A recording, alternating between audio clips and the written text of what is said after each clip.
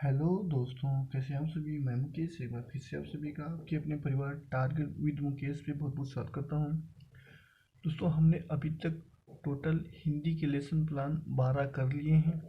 यदि आपने उनको नहीं देखा है तो प्लेलिस्ट में जाकर के बीएड हिंदी लेसन प्लान के नाम से एक प्लेलिस्ट है जिसमें आपको सभी वीडियो मिल जाएंगी। दोस्तों, चैनल पे नए हैं तो प्लीज़ चैनल को जरूर सब्सक्राइब कर लेंगे और वीडियो को पूरा देखेंगे। तो चलिए शुरू करते हैं। आज पाठ योजना 13 करेंगे। सबसे पहले विद्यालय का नाम। यदि आपके इस कॉलेज में छात्राध्यापक का नाम लिखा जाता है तो अभी आप लिख सकते हैं। उसके बाद में ऐसी सारणी बना लेंगे: दिनांक, कक्षा, विषय, चक्र और अवधि। दिनांक और चक्र आपको कॉलेज में जो बताया जाएगा वही रहेगा, बाकी आप सेम यहाँ पे डाल सकते हैं। प्रकरण में लिखेंगे उपसर्ग, प्रत्यय, सामान्य उद्देश्य। छात्रों को शुद्ध भाषा बोलने व लिखने की प्रेरणा प्रदान करना। छात्रों को व्याकरण के नियमों से परिचित करना। छात्रों में भाषा विश्लेषण की योग्यता विकसित करना। छात्रों में शुद्ध वाक्य रचना का ज्ञान कराना, यानी कि छात्रों को शुद्ध वाक्य रचना का ज्ञान कराना। Next page.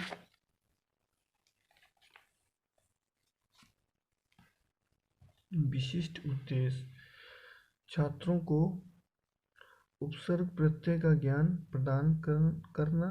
छात्रों में उपसर्ग प्रत्यय को परिभाषित करने की योग्यता विकसित करना। छात्रों को उपसर्ग प्रत्यय की परिभाषा व भेद से अवगत करना। छात्रों को उपसर्ग प्रत्यय के सभी भेदों से अवगत करना। पूर्व ज्ञान।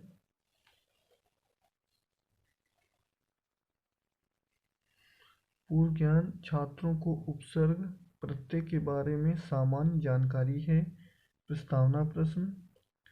ऐसा कॉलम बना लेंगे चार्ट। उसके बाद में लिखेंगे वर्णों के सार्थक समूह को क्या कहते हैं, तो निःशब्द कहते हैं। संस्कृत के उपसर्ग की संख्या कितनी है, तो 22 है। हिंदी के उपसर्ग की संख्या 13 है। उपसर्ग प्रत्यय को परिभाषित कीजिए, तो यह समस्यात्मक प्रश्न हो जाएगा। उद्देश्य कथन में लिखेंगे छात्रों, आज हम उपसर्ग प्रत्यय के बारे में अध्ययन करेंगे। Next page. प्रस्तुतिकरण। ऐसा चार्ट बना लेंगे। क्रम संख्या, शिक्षण बिंदु, छात्राध्यापक, क्रिया कथन। उसके बाद विद्यार्थी अनुक्रिया। विद्यार्थी अनुक्रिया में लिख देंगे छात्र ध्यानपूर्वक सुनेंगे। शब्द की परिभाषा, स्पष्टीकरण। वर्णों के सार्थक समूह को शब्द कहते हैं। व्यक्ति के आधार पर शब्द के 3 भेद होते हैं: रूढ़, योग रूढ़ और यौगिक। ये 3 शब्द होते हैं। मूलतः शब्द के 2 ही भेद होते हैं: रूढ़ और यौगिक। योग रूढ़ अर्थ की दृष्टि से रूढ़ होता है, रचना की दृष्टि से यौगिक और योग रूढ़ समान होते हैं। रूढ़ के हम खंड नहीं कर सकते हैं, अतः रचना में यौगिक ही रह जाते हैं जिनके हम शब्द रचना कर सकते हैं।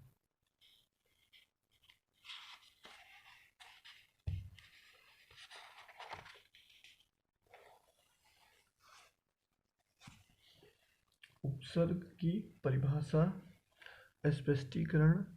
उपसर्ग उप, समीप प्लस सर्ग दृष्टि। सृष्टि करना का अर्थ है किसी शब्द के समीप आकर नया शब्द बनाना। जो शब्दांश शब्दों के आदि में जुड़कर उनके अर्थ में कुछ विशेषता लाते हैं उन्हें उपसर्ग कहते हैं। हार शब्द का अर्थ है पराजय, परंतु इसी शब्द के आगे प्रशब्द जोड़ने से नया शब्द बनेगा प्रहार। प्रहार जिसका अर्थ है चोट करना। इसी तरह आ जोड़ने से आहार भोजन, सम जोड़ने से समाहार विनाश तथा वि जोड़ने से विहार घूमना इत्यादि शब्द बन जाएंगे। उपयुक्त उदाहरण में प्र, आ, सम और वि का अलग अलग से कोई अर्थ नहीं है, परंतु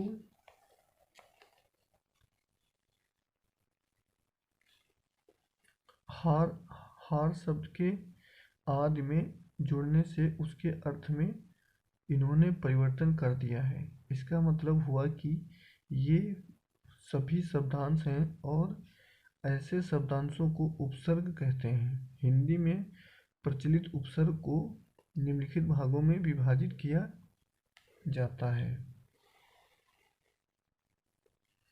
संस्कृत के उपसर्ग की संख्या 22, हिंदी के उपसर्ग की संख्या 13, उर्दू तथा फारसी उपसर्ग संख्या 19 है।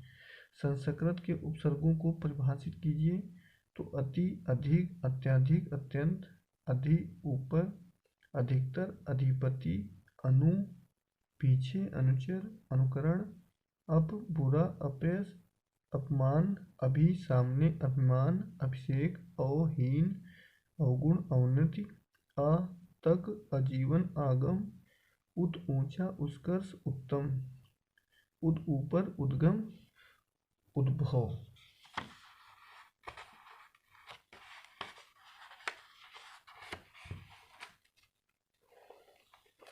दोस्तों यहाँ पे कुछ और उपसर्ग लिखे हुए हैं जिन्हें आप नोट कर सकते हैं।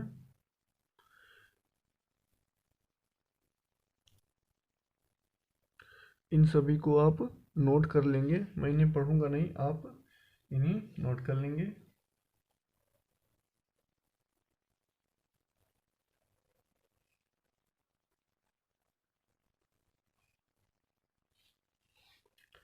उसके बाद में नेक्स्ट पेज यहाँ भी लिखे हुए हैं, इन्हें भी नोट कर लेंगे।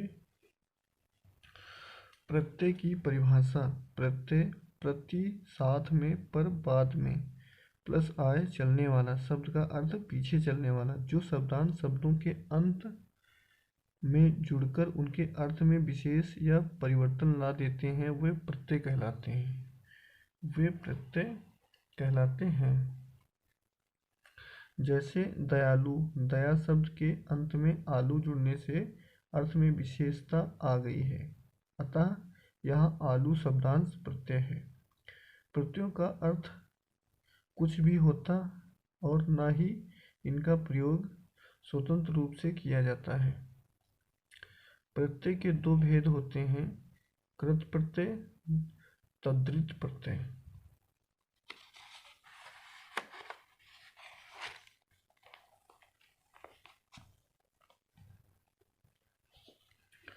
हिंदी के कृष्ट प्रत्यय वे प्रत्यय जो क्रिया के मूल रूप यानी धातु में जुड़े जाते हैं कृत्य प्रत्यय कहलाते हैं। उदाहरण लिख प्लस अक, लेखक। तात्विक प्रत्यय वे प्रत्यय जो क्रिया के मूल रूप यानी धातु को छोड़कर अन्य शब्दों, संज्ञा, सर्वनाम, विशेषण व अन्य में जुड़ते हैं, तात्विक प्रत्यय कहलाते हैं। उदाहरण सेठ प्लस आनी, सेठानी। दोस्तों पुनरावृत्ति प्रश्न देखेंगे यहाँ पे। तो पुनरावृत्ति प्रश्न, उपसर्ग की परिभाषा बताइए। प्रत्यय की दो उदाहरण सहित परिभाषा बताइए।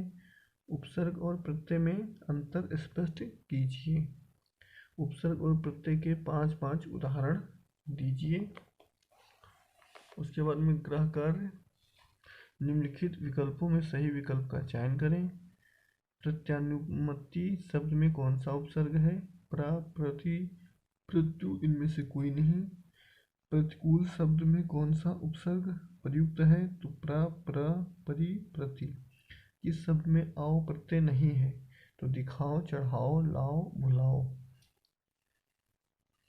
तो चलिए दोस्तों आज के लिए बस इतना ही। कैसा लगा वीडियो या कमेंट बॉक्स में कमेंट करके जरूर बताएंगे। और दोस्तों चैनल पे नए हैं तो प्लीज़ चैनल को जरूर सब्सक्राइब कर लेंगे। मिलते हैं नेक्स्ट वीडियो में, तब तक के लिए जय हिंद, जय भारत।